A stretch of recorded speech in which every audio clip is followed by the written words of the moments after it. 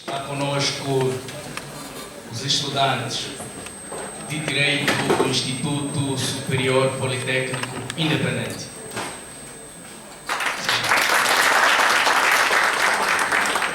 Está presente também o responsável de Direito da Universidade Mandumi Yandemufai.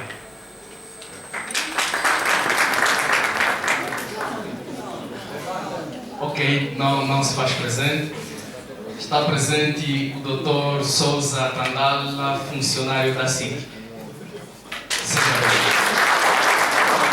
Assim sendo, queremos apresentar o corpo diretivo do Instituto Superior Politécnico Gregório Semedo. Começaremos no nosso lado esquerdo, o Dr. Roncal Pedro Bonito, coordenador do curso de Direito. Mais à direita temos o Dr. João Dono, responsável para a área acadêmica e científica do Instituto Superior Gregório Semedo. Seja bem-vindo. E no centro está conosco o Dr. Rui Franganito, diretor-geral do IGS. Assim sendo, queremos dar a palavra ao coordenador do curso de Direito. A vossa atenção.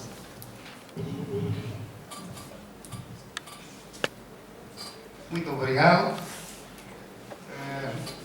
Eu prefiro falar de pé, não só porque na minha terra os mais velhos, quando estão sentados, os mais novos ficam de pé, mas também como os serventes, os garçons no bar, quando estão a trabalhar, ficam de pé.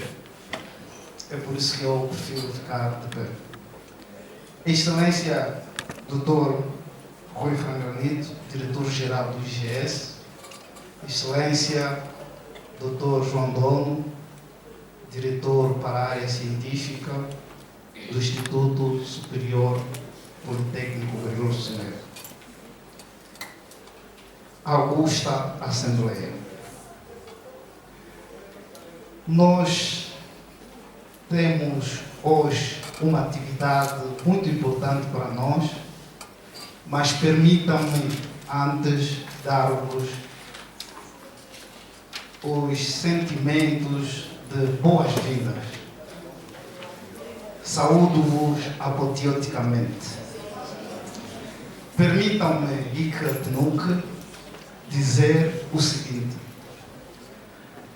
esta atividade insere-se no quadro daquele princípio segundo o qual non escola dicibus se devite, para dizer que não se estuda só para a escola, mas para a vida.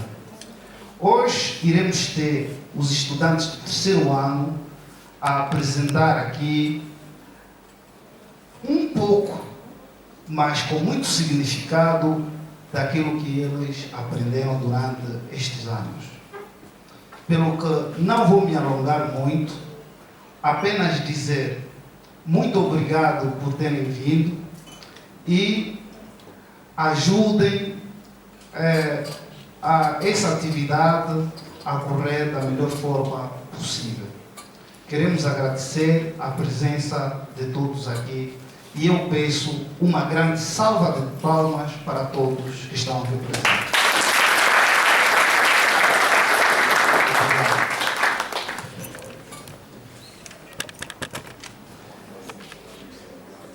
Palavras sábias vindas do nosso mestre, Dr. Roncal. Agora vamos mesmo já prosseguir. Dr. João Dono fará, ou seja, palavra é tua, Dr. João. Sim. Muito bom dia. Bom dia. Gosto do bom dia com mais vida. Bom dia. Bom dia. Sim, gostei. Como o Roncalho chamou-me de velho, vou ficar sentado, não é? Mais novo de velho, mas vai ser atrás. Ok. Mas já antes de mais, peço-vos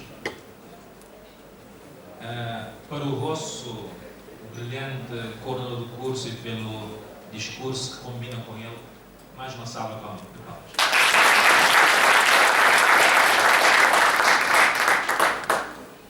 Quando as pessoas fazem uma coisa boa, sabem como é que nós notamos quem são os invejosos? Vamos bater as palmas. Como suponho que os senhores não são invejosos, achei que era merecido.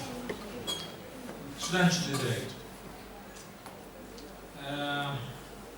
Como sabem, eu sempre lamentei muitas vezes a vossa, não digo inércia, mas algo parecido. E sempre senti alguma inveja como docente de Direito quando via atividades do curso de... Qual é o curso?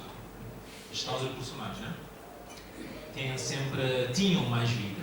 E sempre achei que os senhores podiam fazer mais e podiam tirar um maior proveito da nossa instituição e daquilo que nós temos. Como disse o Roncalho, o ensino não é só nas salas de aulas, é mais do que isso e é para além da sala de aula e é também para a vida. E os senhores devem ter sempre esse princípio. E um bom profissional começa a mostrar-se durante o tempo da sala de aula. Isto é, um estudante que se limita a assistir à aula e ir para casa, dificilmente depois também será um bom profissional. Por isso acredito que esses exemplos que estão agora a dar, tribunal simulado, julgamentos, palestras, demonstram que querem mais e que querem ser profissionais de sucesso e acreditamos que sim, que conseguem. Sabem qual é o principal critério, um dos principais critérios para se distinguir as melhores universidades do mundo? Alguém tem ideia? Ninguém? Não é pelas condições, não é pelos docentes.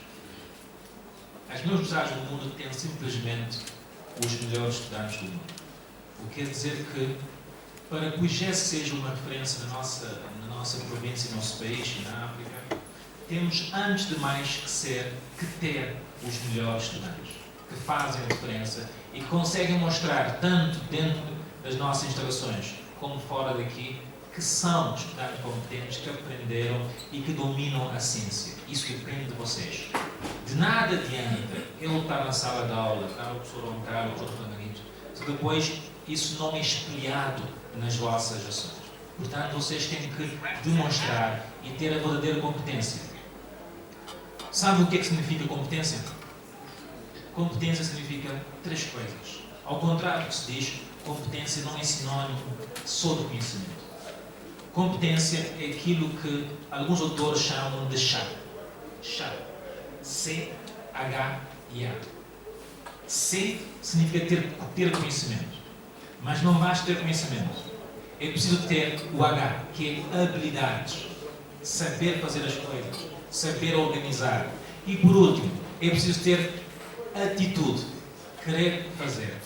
Se uma pessoa tem o seu conhecimento e não tem habilidades, de nada serve o seu conhecimento. Se ele tem habilidades, mas não tem atitude de pôr em prática, também não serve de nada. Por isso nós queremos que os nossos estudantes tenham a verdadeira competência nesses três vertentes: conhecimento, habilidades e atitude. Não esqueçam disso.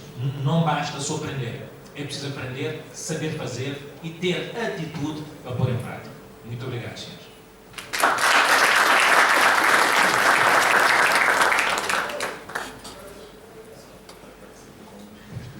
Dr. Fernandito, pode tomar a palavra. Bom dia a todos. Também vou ficar sentado, como mais velho.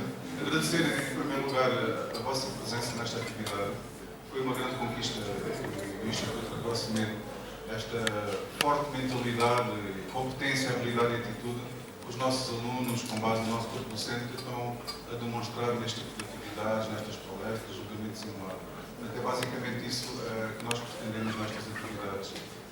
Temos excelentes condições, infraestruturas em geral, o tribunal simulado, e temos realmente que dar o melhor uso a todos esses recursos que temos, quer sejam físicos, quer sejam pedagógicos.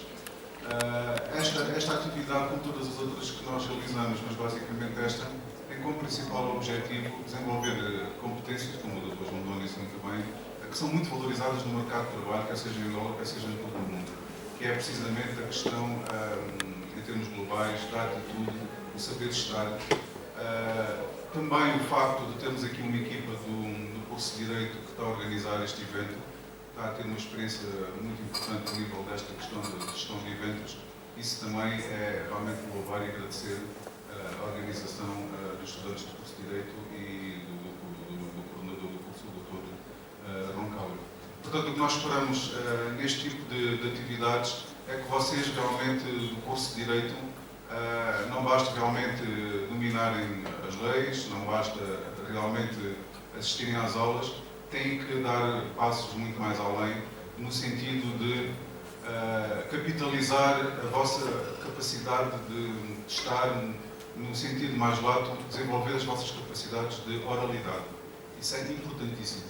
A oralidade em direito, para quem está, no fundo, a ter este tipo de homilia, se assim se pode dizer, do direito, buscando a palavra emprestada à religião, é muito importante. E nós queremos que realmente os nossos estudantes, em particular do Instituto Gregório Semedo, consigam estar numa sala de audiência, consigam demonstrar uma segurança não só de conhecimentos, mas também uma segurança de conseguir transmitir o conhecimento, o saber estar num tribunal, o saber cumprir com as normas e procedimentos e acima de tudo, o que fica de imagem é realmente essa capacidade de oralidade.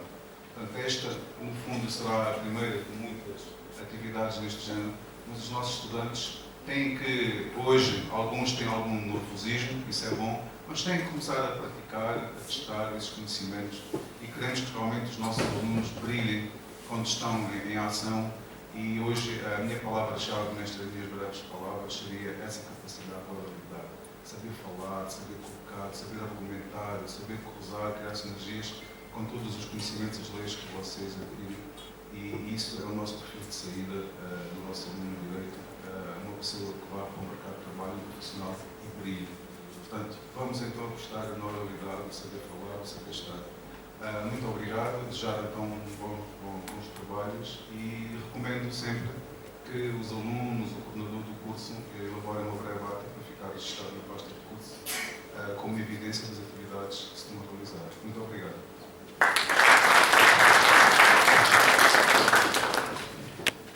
Nele nius, ignorarem conceditur. Princípio latino que diz que ninguém é permitido ignorar o direito. Agora vamos mesmo para a nossa palestra. Com muito prazer, com muita satisfação, queremos convidar o nosso palestrante, o Dr. José Aparício, que vai nos esclarecer um pouquinho sobre a nova organização dos tribunais com base na Lei 2.15 de 2 de fevereiro. Começo dizendo o seguinte: desde muito cedo começou a haver interação, entre os indivíduos e dessa forma essa interação, como nem sempre foi amena, e dessa interação muitas das vezes foi surgindo conflitos e com o surgimento dos Estados, esses conflitos eram dirimidos pelos reis. Os reis naquela altura detinham poder absoluto.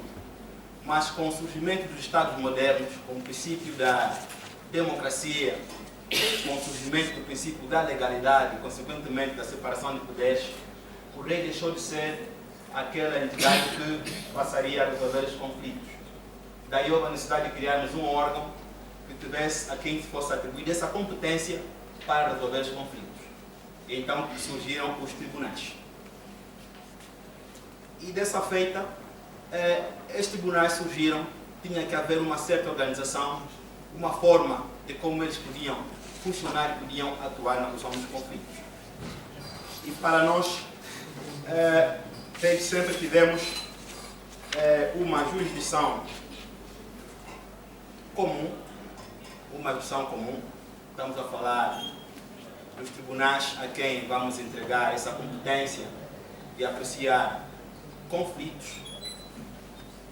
E atualmente vamos falar da Lei número 2/15 de 22 de fevereiro, que é a lei que faz referência à organização e funcionamento dos tribunais da jurisdição comum. De acordo com essa lei, vamos ter os tribunais como órgãos de soberania que têm como competência administrar a justiça em nome do povo.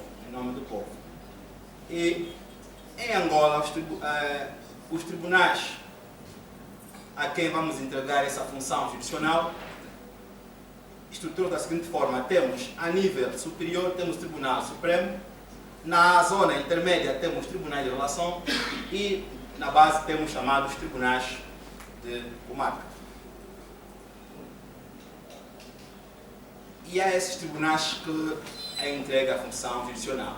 E eles têm a seguinte competência: os tribunais devem dirimir conflitos de interesse público e privado, devem defender os direitos e interesses legalmente protegidos, têm ainda também competência em questão de matéria penal, devem assegurar o princípio do acusatório e do contraditório, devem ainda reprimir as violações da legalidade democrática. Os tribunais e a sua atividade, o seu funcionamento, assenta em determinados princípios. Entre eles, temos o princípio da independência dos tribunais, ou seja, os tribunais são independentes no exercício das suas funções. Temos o princípio da garantia de acesso ao direito aos tribunais, isto é, o Estado deve assegurar que os cidadãos, quando se sentirem incomodados naquilo que são os seus direitos, naquilo que são os seus interesses, tenham acesso aos tribunais para, dessa forma, reporem a legalidade. Temos ainda o princípio da tutela judicial efetiva. O que significa? É que os cidadãos, ao dirigir-se aos tribunais, devem ter a certeza, e o Estado deve garantir essa expectativa de que as suas petições serão rapidamente acolhidas e, de certa forma, também rapidamente efetuadas. Temos ainda a garantia do processo criminal e da presunção de inocência, ou seja, de acordo a essa garantia, ninguém poderá ser preso, detido, senão nos termos da lei. E é que, tendo em conta o princípio da presunção de inocência, presume-se inocente até o trânsito inocente todo aquele indivíduo que for detido até o trânsito em julgado de uma decisão de um órgão competente. Temos ainda o princípio da publicidade e da imparcialidade no lugar das decisões, ou seja, os julgamentos são públicos, em geral, os julgamentos são públicos e deve assegurar-se aqui a chamada imparcialidade, ou seja, os tribunais, quando tiverem que julgar, não devem estar nem a favor de uma parte nem contra a outra, devem se pôr no meio, apreciar os fatos que são levados ao tribunal e depois decidirem e aplicarem o direito a esses fatos. Tendo em conta o lugar das decisões judiciais, de acordo com aquilo que é a organização dos tribunais, os próprios tribunais devem reunir salas condignas para a realização das suas audiências. Mas pode haver necessidade de essa audiência poder se passar num outro local, caso se justifique. Em termos de divisão judicial, o Estado angolano está dividido em 5 regiões. E cada uma dessas regiões vamos encontrar tribunais judiciais. No caso, vamos encontrar cada uma dessas regiões, vamos ter tribunais de relação, e dentro da circunscrição em que faz parte cada uma dessas regiões, vamos encontrar os chamados tribunais de comarca. Dizer que a nossa província faz parte da 4ª região e a sede da 4ª região é o município do Lubango. Conforme eu disse, na base, na nossa organização judicial, temos os tribunais de comarca. Esses tribunais de comarca, eles organizam-se em municípios que estão na circunscrição da respectiva região. E o nome de cada um desses da comarca é o nome do município onde o Tribunal de Comarca estará instalado. Por exemplo, se o Tribunal de Comarca estiver no município da Ampata, então chamará-se Tribunal de Comarca da Ampata. Categoria de tribunais. Em Angola existem essas três categorias que se refere à jurisdição comum. Temos Tribunal Supremo no topo, temos na zona intermédia tribunais de relação e temos mais abaixo tribunais de comarca. Aos tribunais da relação, estes tribunais são tribunais essencialmente de recurso, daí serem essencialmente tribunais de segunda instância. Ou seja, estamos a falar daqueles tribunais em que, quando se tomar uma decisão em um tribunal de primeira instância e as partes nessa lide não estiverem de acordo com a decisão proferida pelo tribunal de primeira instância, a lei dá o direito das partes poderem mostrar a sua insatisfação dessa decisão. Então vamos recorrer a um tribunal hierarquicamente superior do tribunal que tomou a decisão. No caso, são os tribunais de relação. Os tribunais de comarca, que são os tribunais de base, são chamados tribunais de primeira instância, em regra. Ou seja, sempre que naquela circunscrição onde o tribunal estiver situado surgir um conflito que deva ser resolvido pelos tribunais, então devemos nos dirigir aos tribunais de comarca como tribunais de primeira instância.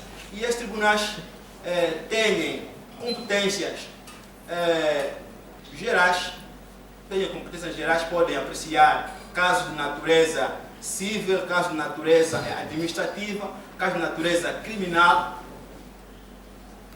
tirando se calhar outras competências que são atribuídas a outros tribunais especializados. Competência dos tribunais.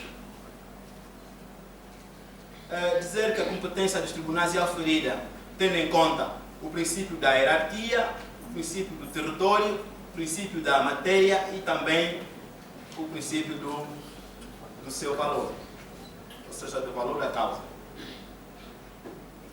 A competência em razão da matéria. Competência em razão da matéria. Os tribunais comuns têm todas as competências para apreciar quaisquer causas que não sejam atribuídas a outros tribunais. Competência em razão da hierarquia. Essa competência tem a ver com aquilo que é a interposição de recurso. E nós vamos ver que o Tribunal de Relação tem competência para apreciar os recursos interpostos das decisões dos tribunais de comarca.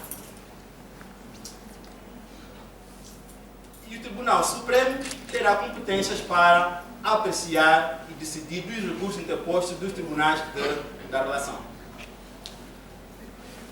Em caso de competência territorial, o Tribunal Supremo, por ocupar o topo da hierarquia nessa jurisdição, tem competência em todo o território nacional. Os tribunais de relações têm competência para aquela região onde está circunscrita esse tribunal. Os tribunais de comarca têm competência restrita para os municípios onde estão sediados.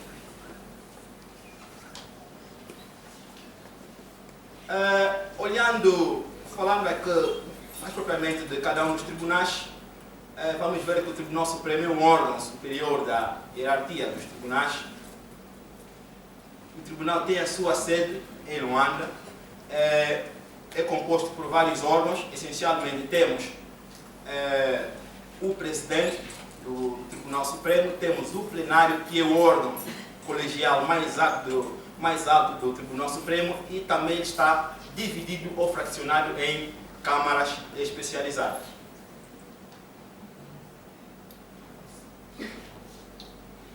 Tribunal de Relação. Este tribunal organiza-se nas várias regiões. A estes tribunais, há pouco tempo já me referi, a principal competência destes tribunais é apreciar os recursos interpostos das decisões proferidas pelos tribunais de comarca. Tribunais de comarca. Estes tribunais, em regra, são chamados tribunais de primeira instância, têm jurisdição em qualquer, apreciam, resolvem e decidem conflitos em qualquer matéria, desde que não sejam matérias cuidadas de outros tribunais, estão sediadas nos municípios e compete a esses tribunais julgar em primeira instância todas as causas, independentemente da sua natureza, do seu valor, desde que não sejam competências atribuídas a outros tribunais. Desdobramento dos tribunais de comarca. A competência dos tribunais de comarca pode ser fraccionada em especialidades e os tribunais de comarca estão divididos em salas e podem-se criar salas tendo em conta a matéria que é levada aos tribunais. Assim sendo, temos a sala do civil e administrativo, que tem competência para resolver questões cíveis e questões de foro administrativo. Temos também as salas crimes, que têm competência para apreciar questões criminais. Temos a sala de família, menores e sucessão, que tem competência de apreciar conflitos resultantes das relações familiares. Temos ainda a sala do trabalho, que tem a competência de apreciar conflitos resultantes das relações laborais. Temos ainda também a sala do comércio, propriedade intelectual e industrial, tem a competência de apreciar aqueles conflitos que podem surgir das relações comerciais, que podem surgir da criação e da defesa do direito do autor. Temos ainda a sala do contencioso fiscal e aduaneiro. Das questões fiscais, principalmente, por exemplo, da cobrança dos impostos, podem surgir também ali conflitos. Alguém pode, se calhar, não querer pagar imposto, ou muitas das vezes declarar um valor que, se calhar, não foi o valor que naquele momento arrecadou. E então surge aqui um conflito. Então, essa sala do contencioso fiscal e aduaneiro terá essa competência para apreciar conflitos resultantes do fisco, ou seja, da fuga ao fisco e do não pagamento dos direitos aduaneiros. Questões marítimas. É bem verdade que Angola é circundada por uma área extensa do mar, e dessas relações marítimas também podem surgir conflitos. Então, também podemos criar uma sala especializada para apreciar esses conflitos. Execução de penas. Não basta que se cometa o crime, não basta que se condene quem cometeu o crime, mas é necessário que haja a execução da sentença, ou seja, a execução da pena. Então, também podemos criar salas para execução das penas. Em caso de conflitos entre a administração pública e os cidadãos, quando a administração pública aparece nessa relação investida de poder da autoridade, muitas das vezes da sua atuação pode também violar direitos dos particulares. Daí que também nós temos salas para que os particulares possam recorrer quando um órgão de ação pública, investido de seus poderes de autoridade, violar os seus direitos. Então, daí pode-se criar também essas salas que têm essa competência de apreciar os recursos interpostos das decisões dos órgãos da administração pública e das ações que esses órgãos da pública vierem a cometer. Para concluir, depois dessa breve inclusão, chegamos à conclusão que, em Angola, a forma de organização dos tribunais, para além de nós termos uma jurisdição comum, temos ainda outras jurisdições especiais, como é o caso, por exemplo, do Tribunal de Contas, é o caso do Tribunal Constitucional, é o caso, por exemplo, do Supremo Tribunal Militar e o caso do Tribunal Constitucional. Meu muito obrigado pela atenção dispensada.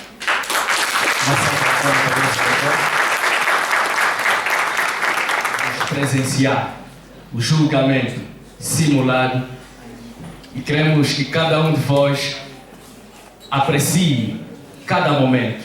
Mas antes, porém, ouviremos uma poesia feita pelo nosso colega Guimarães, herdeiro Baco Júnior. Doutor Guimarães. Jovem, pessoa eficaz.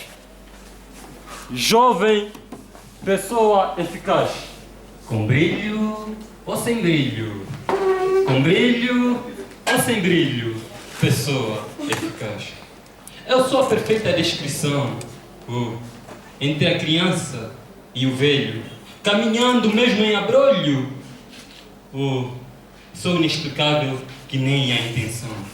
Jovem, pessoa certa para o trabalho, com habilidades para todo esforço, às vezes com pensamentos adiantados.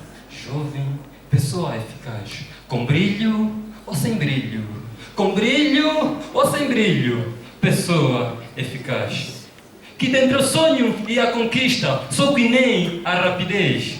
E acho o meu intento sempre capaz. E a vida não é para quem desista. Jovem, jovem, jovem eficaz, é aquele com mente potente. E no junho do frio é quente, até no mundo do nada é presidente. Jovem, pessoa eficaz, com brilho ou sem brilho? Pessoa eficaz, com brilho ou sem brilho? Pessoa eficaz.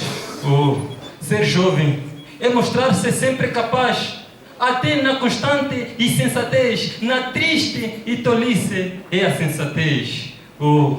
Até na negra e escura solidão é a luz. Ser jovem é ser dotado, é ser sonhador, independente do modo. E dar em tudo o real sentido. Jovem, pessoa eficaz, com brilho ou sem brilho? Com brilho ou sem brilho? Pessoa eficaz. É buscar o sentido da pureza, mesmo na mancha do pessimismo. Dar em tudo e fazer da vida um mar de certeza. Jovem eficaz, pessoa com mente. Nos mares e muralhas, sempre consciente, buscando e ansiando amor como cliente. E fazer da vida a bela e estrada brilhante. Jovem, pessoa eficaz, com brilho ou sem brilho? Pessoa eficaz. A Gícrates, o inspirado na ocasião.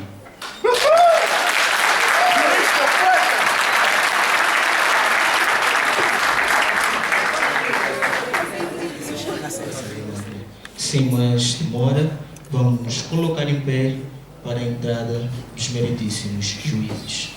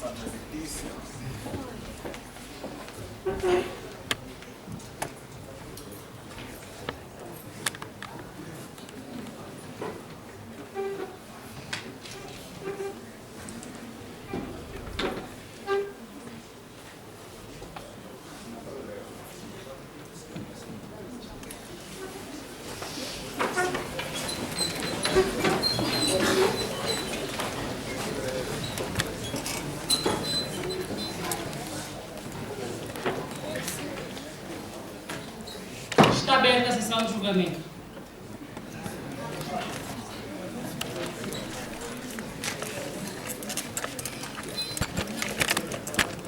A defesa tem alguma questão prévia?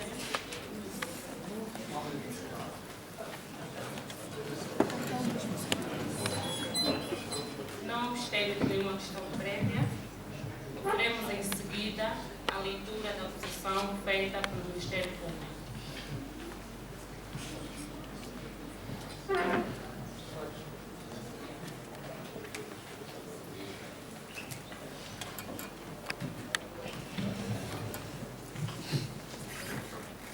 Grato pela anuência da palavra, meritíssima juíza. Tribunal de Comarca do Lubango, processo número 160.003/2018. Cópia da douta acusação, proferida na folha número 2 dos autos de querela, em que é autor o digno agente do Ministério Público e arguido Carlos Benjamin.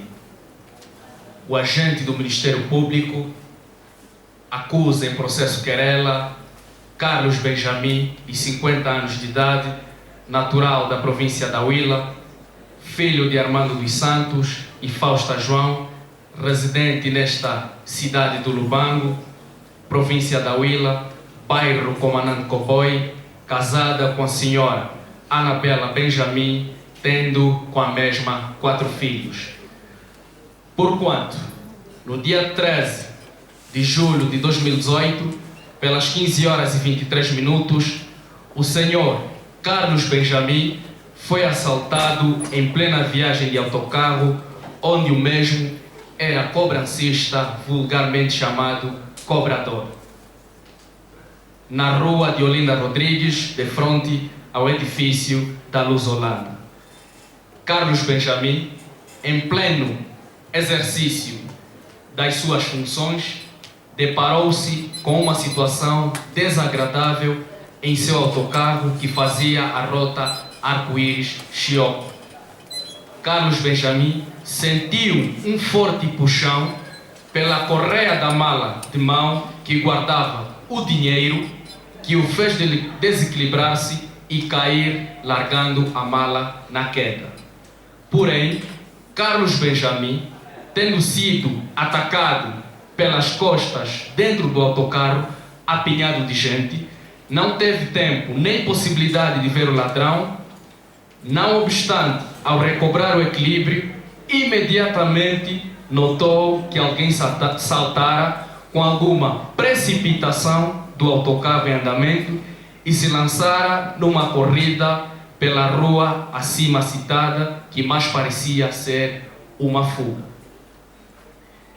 Carlos Benjamin, julgando ter descoberto o assaltante, pendurou-se no corrimão da porta e, segurando numa pistola calibre 45 marca Star, que trazia consigo, desfere 2 tiros quase simultâneos sobre o dito corredor, cujo nome, Bento, com objetivo de neutralizar de forma a recuperar o seu dinheiro.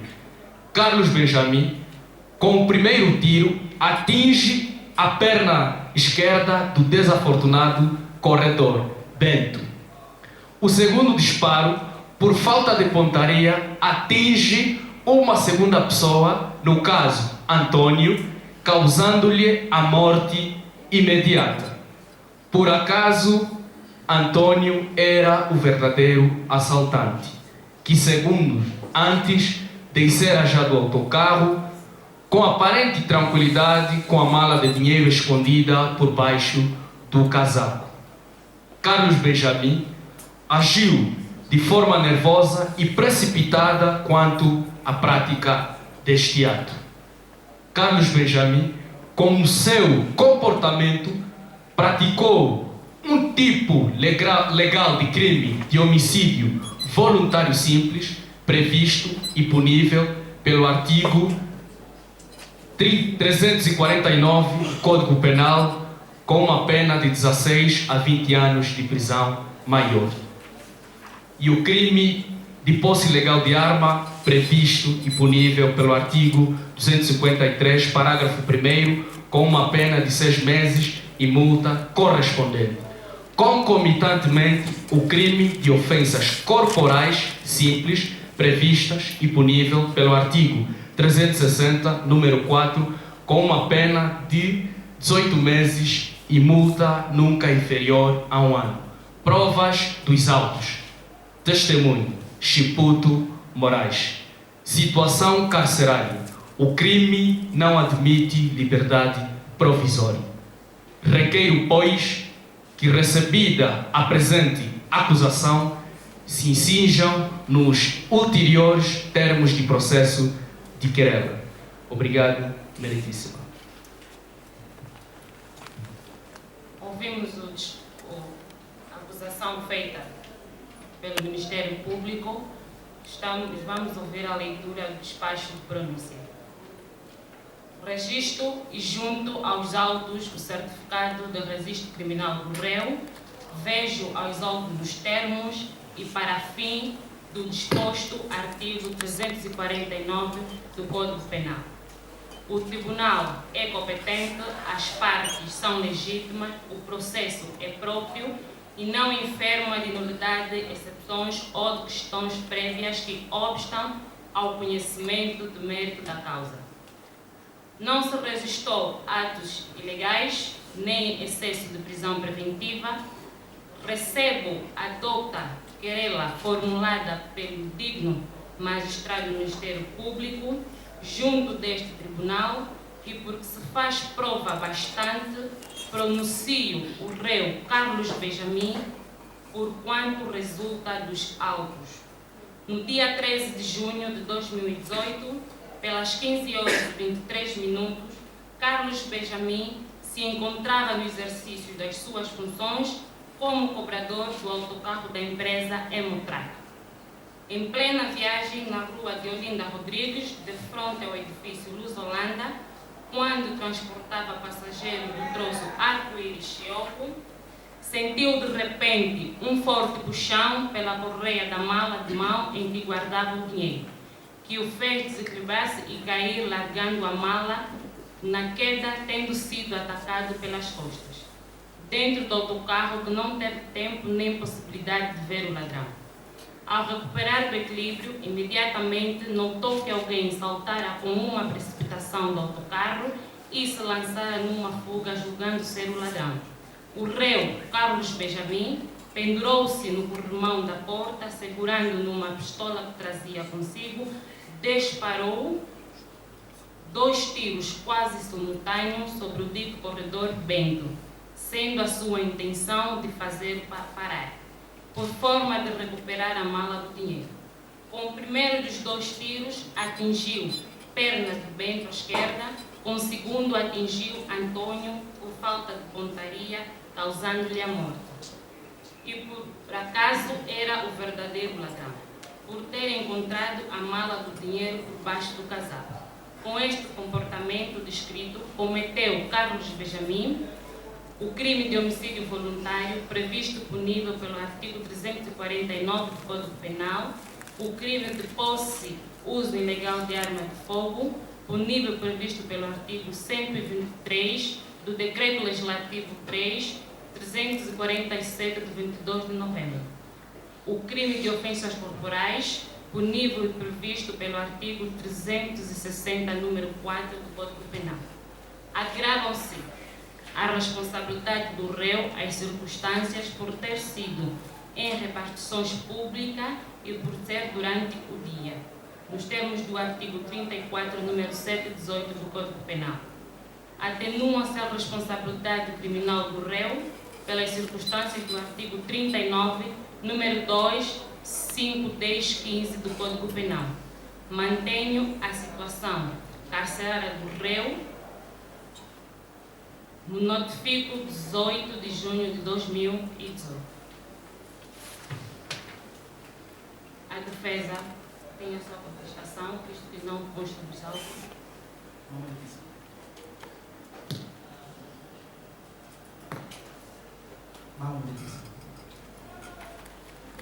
Não tendo a contestação da parte da defesa, peço que o réu levante-se.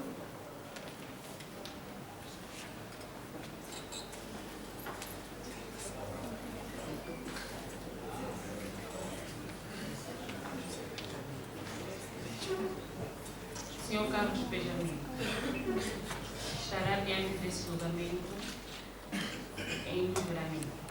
Vai repetir comigo as palavras que eu disse. Jura dizer a verdade?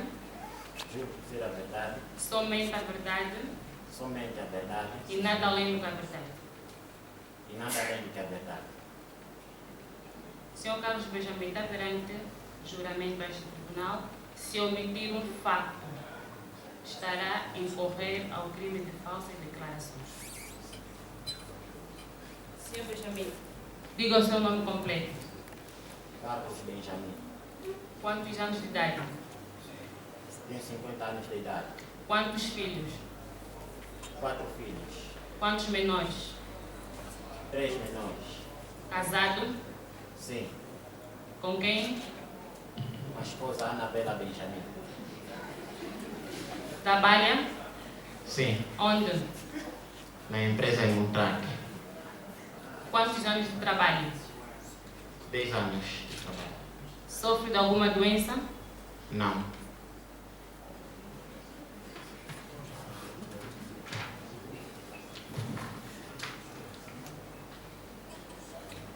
Está presente a testemunha?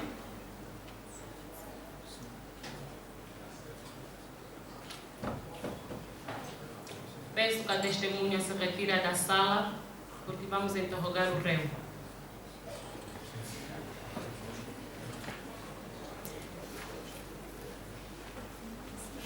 Senhor Carlos Benjamin, é livre de responder ou não, mas caso confessa, é uma atenuação para a sua situação criminal.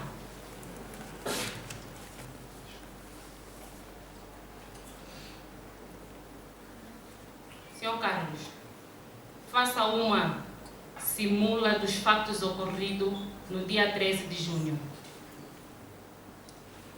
No dia 13 de junho, por volta das 15 horas, quando fazemos o troço arco-íris Tioco com o autocarro, na qual eu sou cobrador,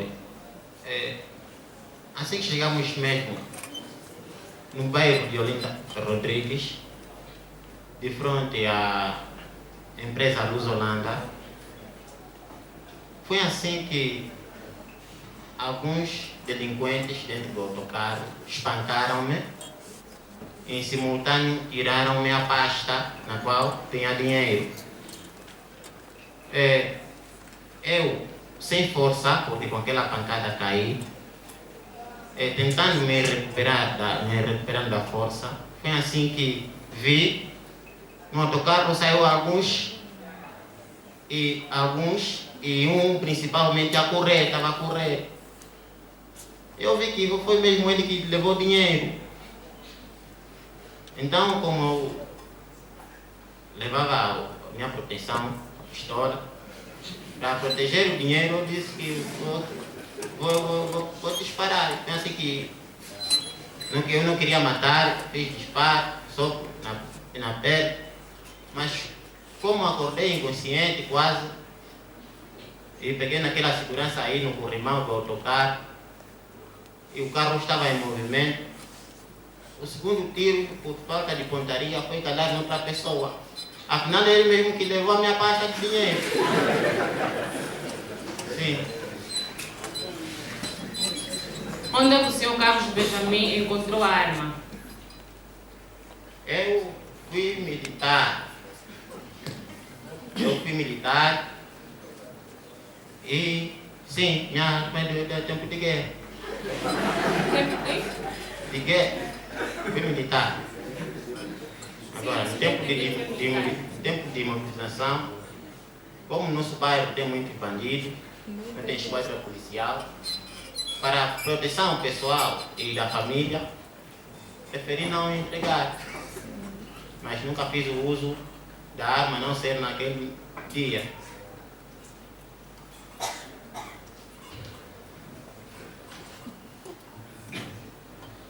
Senhor Carlos Benjamin, após teres feito uma súmula como ocorreu o fato, ficou-me indignado sobre como ocorreu a mesma situação, porque consta nos autos que tu não viste o ladrão, porque ele puxou-te de trás e tu caíste, e tu estás aqui a dizer, perante este tribunal, perante esta sala magna, que viste o ladrão. Eu vi ele a sair, pulando a janela do autocarro, a correr. Sim. Carlos Benjamin, sabes que só o Estado tem o monopólio de julgar? Sim. E se sabes que só o Estado tem o monopólio de administrar a justiça, por que razão fizeste justiça por mãos próprias, se sabes que é um ato ilícito?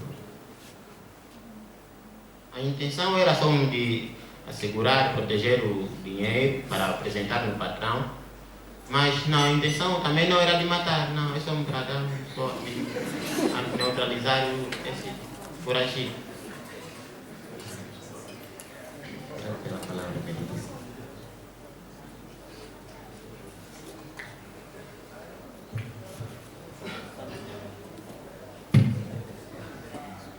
Senhor Carlos Benjamin. Sim. Estou chateado. Um pouco. Senhor Carlos Benjamin alegou perante este tribunal que o seu bairro não possui esquadra. Sim. O senhor está sob juramento. Há quanto tempo o senhor possui? 15 anos. Vai comer aos anos? Há muito tempo, não lembro bem o tempo. Há muito tempo. O senhor já foi assaltado antes? Não. Senhor Carlos Benjamin, explique para esse tribunal por que a guarda de uma arma. O nosso país teve muita publicidade de desarmamento, entrega voluntária. Por que o senhor não fez isso? Para a segurança, proteção pessoal e da família. O senhor não confia nas nossas autoridades? No nosso bairro não tem lá autoridade.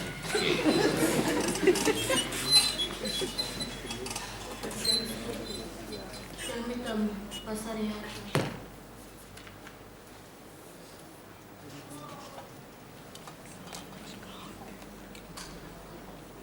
Concernente à pergunta feita ao réu Carlos Benjamin sobre quanto tempo possui a arma de fogo em sua posse, respondeu o réu há 15 anos. Eu não lembro bem. Ou não lembra, foi há 15 anos. Mas é muito tempo. O senhor já usou a mesma arma? Só naquele dia mesmo. É tudo.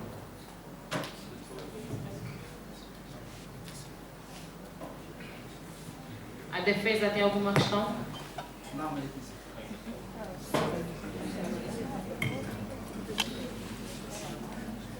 Peço a entrada da testemunha, Chiputo Moraes.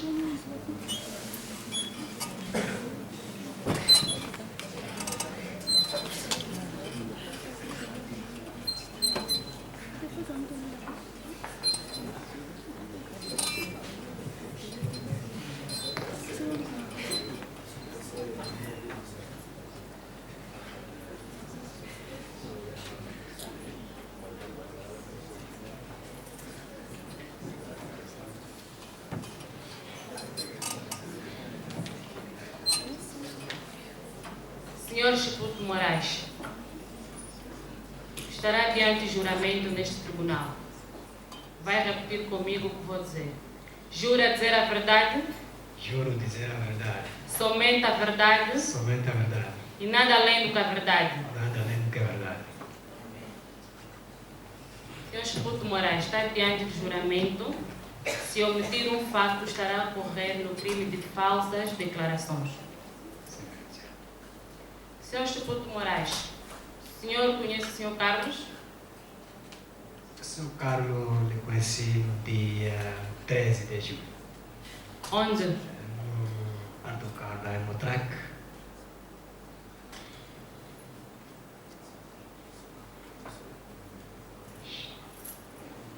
O senhor Chiputo Moraes sabe dizer alguma coisa pelos factos ocorridos neste dia?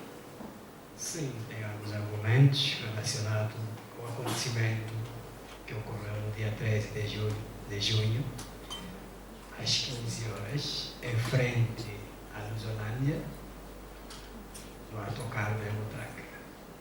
Conta para este tribunal como é que ocorreram.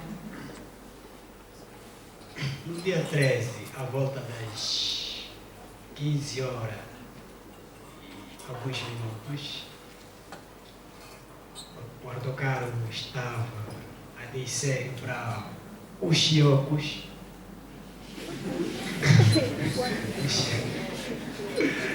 O Chiocos, posto em frente da paragem, ali na Lusolândia. Paramos ali. Aí descia e subia outros passageiros. Tem sido. Naquela paragem,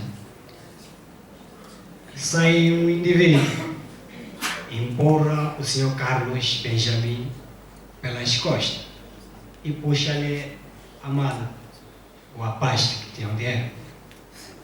E naquela aflição, todo mundo estava aí agitado, sai um indivíduo, na ponta no mesmo dia eu conheci que foi ferido, Bento. O senhor Carlos, desequilibrado, sem a maior atenção, levanta-se e finalmente ela andava com uma arma de fogo, uma pistola, legalmente. Ele disparou 2 tiros. Um tiro que feriu o Bento na perna esquerda e o outro que feriu mortalmente o Antônio, naquele exato momento.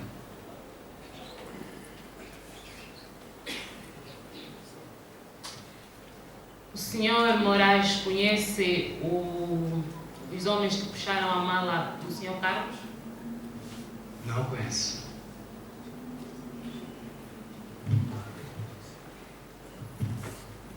Senhor Moraes, preciso que seja coerente e sério e rápido e curto e objetivo.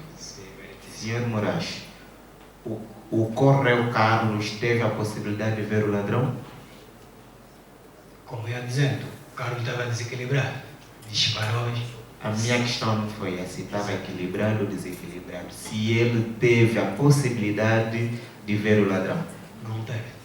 Mas ele afirma neste tribunal que teve. Por que não teve? É como eu disse, caiu e de repente viu o Bento a fugir, por engano pensou que fosse ele. E atirou-lhe um tiro na perna esquerda.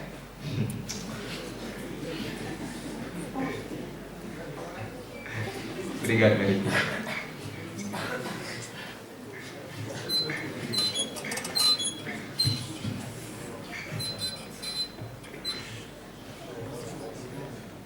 Senhor Espoto Moraes, Sim, meritíssima. o senhor consegue dizer a este tribunal se na verdade o senhor Carlos Benjamin foi mesmo espancado, agredido conforme consta nos autos? O senhor Carlos Benjamin não foi espancado, apenas foi empurrado. Não houve espancamento? Não houve.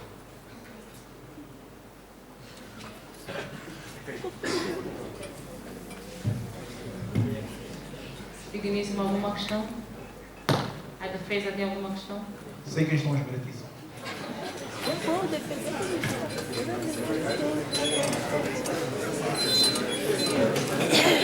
Pode sentar, senhor Moraes. Silêncio na sala.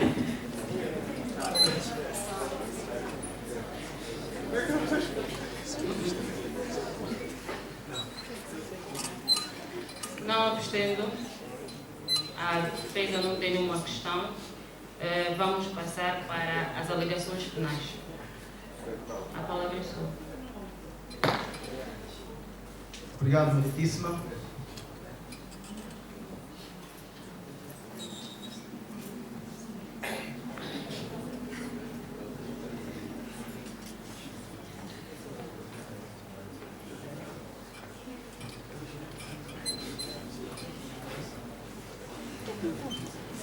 Muito obrigado, meritíssimo. Carlos, de facto, tem uma ação. A ação de ter desferido 2 tiros que, em nosso entender, constituem constitui elemento relevante para o direito por ser um comportamento humano. Porém, entendemos que efetivamente não é este o único caso relevante no cenário em relação ao que terá acontecido no dia 13. Pois que quando num processo por homicídio se tem a certeza que o acusado com um tiro de pistola matou um homem, pensamos nós que ainda não se sabe ao certo, ou seja, não se tem ao certo todos os elementos necessários para a condenação do mesmo. Porém, a ação de Carlos produz um efeito objetivo ao mundo exterior. E como ficou dito neste tribunal, a lesão de Bento e o homicídio, a morte de Antônio, que são factos puníveis nos termos do artigo número 349 e 360, número 4 do Código Penal. Meritíssimo. Houve um tiro dirigido para Bento e que efetivamente atingiu Bento. Também houve um tiro, repito, dirigido para Bento e que atingiu Antônio. Estamos perante ao que chamaríamos aqui de aberratio ictus, ou seja, a produção, ou seja, o tiro terá atingido efetivamente aquele que não era a pessoa para quem se dirigia o tiro. Pensamos nós, enquanto defesa, que da maneira como os factos desenrolaram, só pode haver dolo da parte de Carlos em relação a ofensas corporais causadas a Bento, porque reuniu cumulativamente todos os elementos do tipo objetivo e subjetivo para o cometimento deste tipo legal de crime. Porém, em relação ao homicídio, a defesa pensa que estamos perante um homicídio involuntário, pois que ficou dito pelo Ministério Público e pela juíza que não era a intenção de Carlos atingir o Sr. Antônio. Pela forma como tudo ocorreu, meritíssima, nós queremos afastar deste tribunal a possibilidade de ter havido, em primeiro lugar, alguma premeditação, pois que nos termos do artigo 352 do Código Penal, há premeditação quando há atos preparatórios para o cometimento do crime, pelo menos até 24 horas antes do cometimento do mesmo crime. Queremos analisar alguns aspectos que a defesa entende como relevantes. O primeiro é a quantidade do valor que havia na mala, que era de 200 mil kwanzas. E o Sr. Carlos, homem de pobre salário, de apenas 30 mil kwanzas, pai de família. É normal, pensamos nós, que deixando-se dominar pelo medo, terá assim procedido. Pois que, nos termos do artigo 39, no seu número 15, do Código Penal, o medo constitui uma atenuação importante a ter-se em conta num juízo desta natureza. Igualmente, houve espontaneidade, a espontaneidade em reparar um dano, que também pensa a defesa que constitui uma grande atenuante nos termos do número 10 do artigo 39 do Código Penal.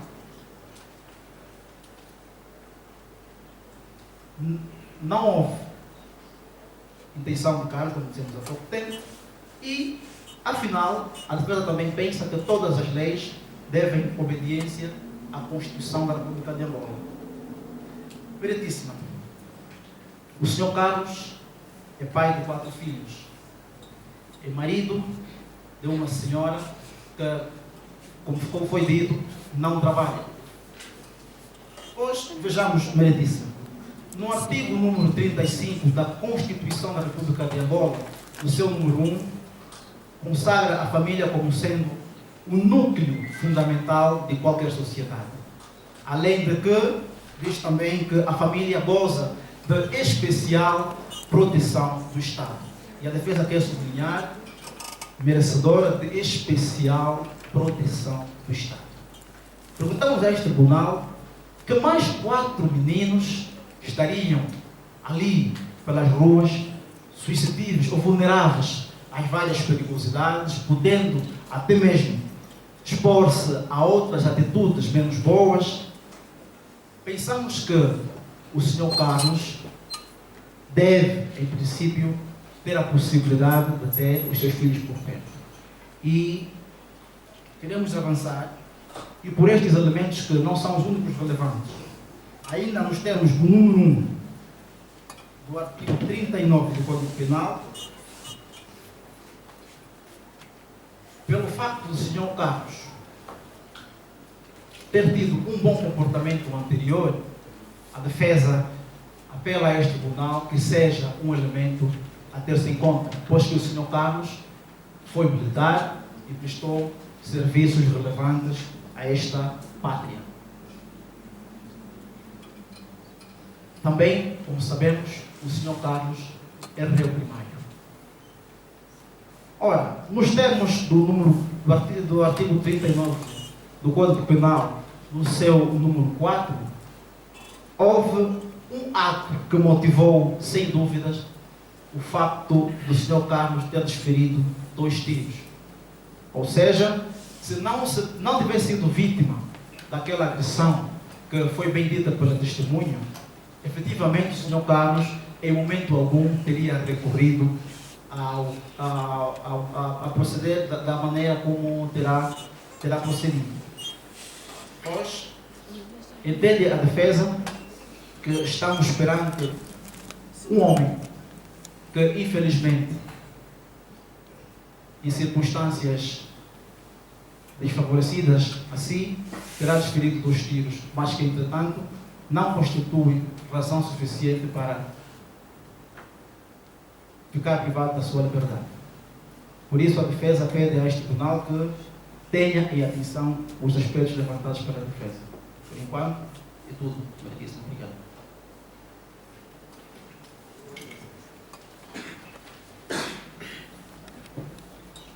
Em seguida, é a leitura dos quesitos, dados provados e não provados. Está provado que o réu Carlos Benjamin estava na posse e o uso de arma ilegal. Sim. Está provado que o réu Carlos Benjamin fez 2 disparos, atingiu Bento e Antônio. Sim. Dados não provados. Está provado que o réu foi espancado? Não. Está provado que Bento foi o autor do roubo? Não.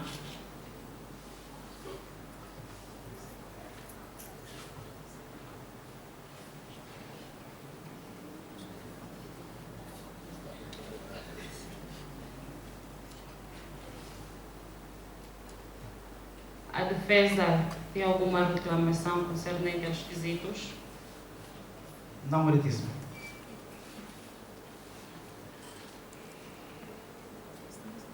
Pedimos à sala que aguarde 2 minutos posterior à leitura do acórdão.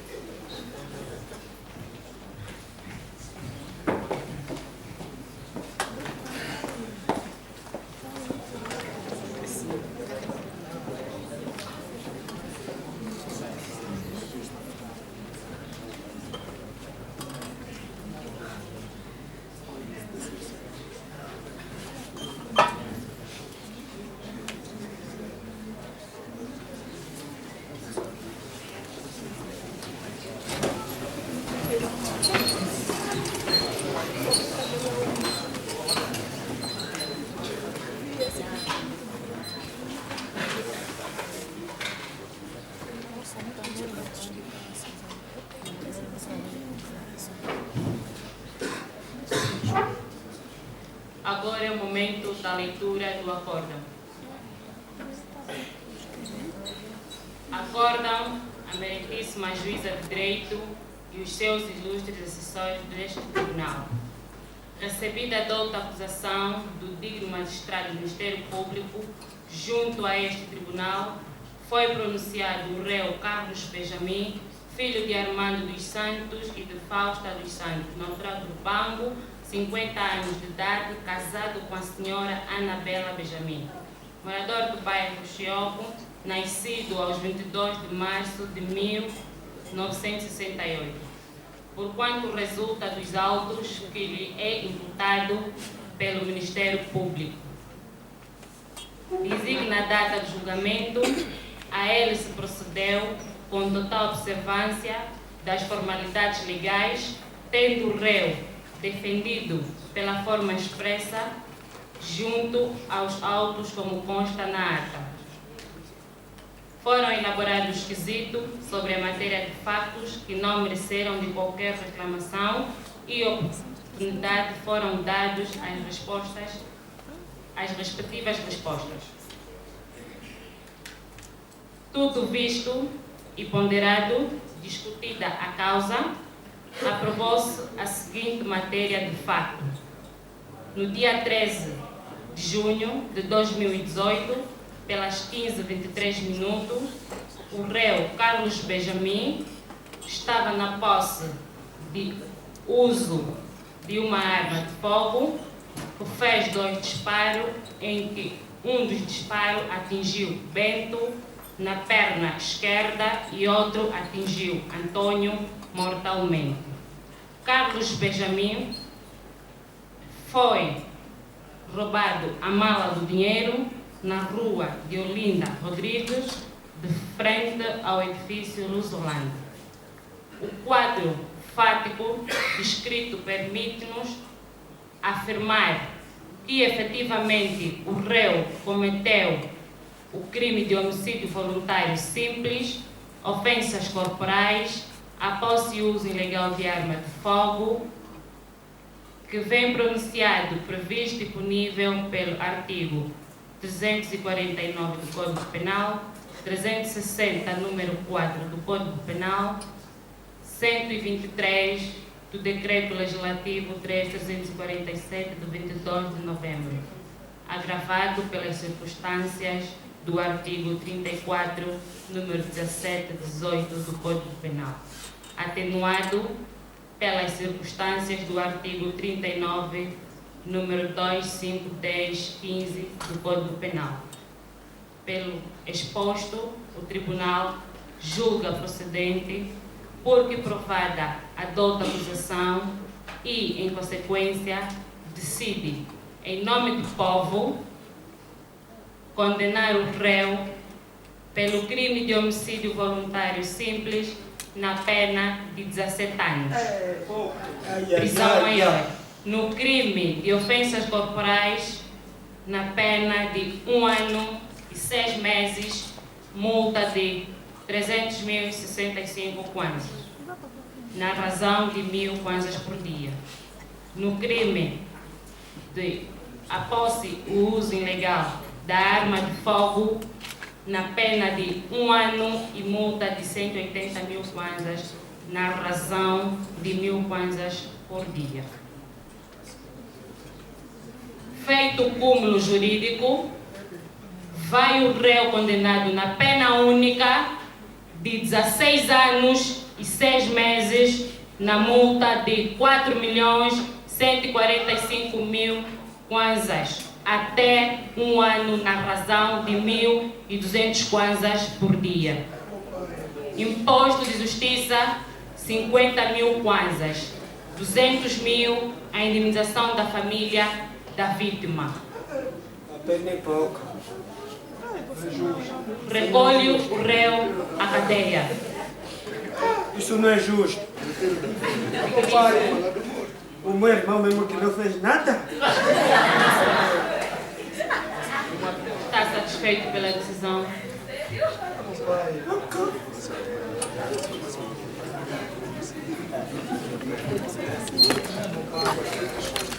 Meritíssima, eu queria que a Meritíssima tomasse em nota o salário baixo do senhor Carlos Benjamin, e sabendo que o mesmo tem 3 filhos menores. E também, se a defesa não estiver satisfeita com a decisão proferida por este tribunal, pode interpor recurso segundo a Lei 2/15 de 2 de fevereiro.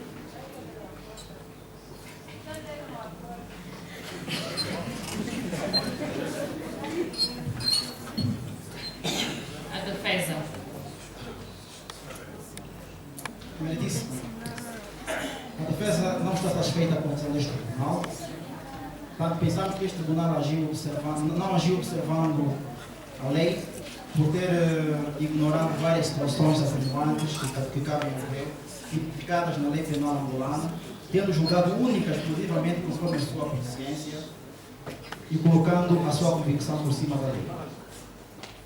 Pois que o juiz, para algum exercício da sua função de julgar, deve ter em conta a conduta do réu, antecedentes ao delito, a conduta contemporânea e subsequente ao delito. Assim, a defesa, junto do Tribunal de Avaliação da UILA, digno merecedor de tomar conhecimento da causa, irá interpor recurso com efeitos princípios. Obrigado, ministro. Defesa, coloquem a tabela.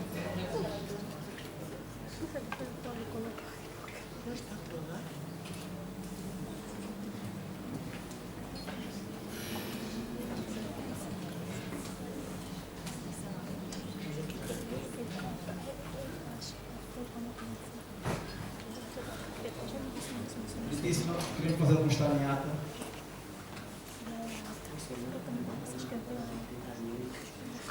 Diante da decisão deste tribunal, a defesa há de interpor recurso com efeitos princípios.